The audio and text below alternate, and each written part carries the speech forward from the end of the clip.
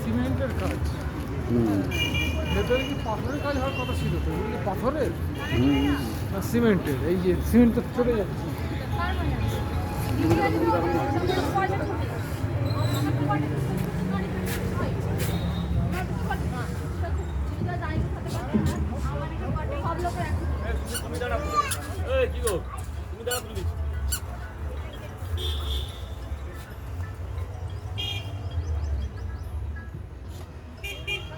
দীঘায় তৈরি হওয়া নতুন জগন্নাথ মন্দির।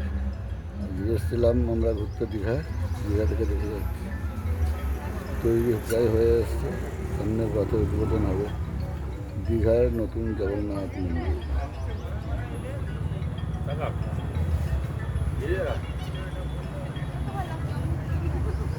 এখনো উদ্বোধন হয়নি মন্দিরটা, এই সামনের রথে উদ্বোধন হবে।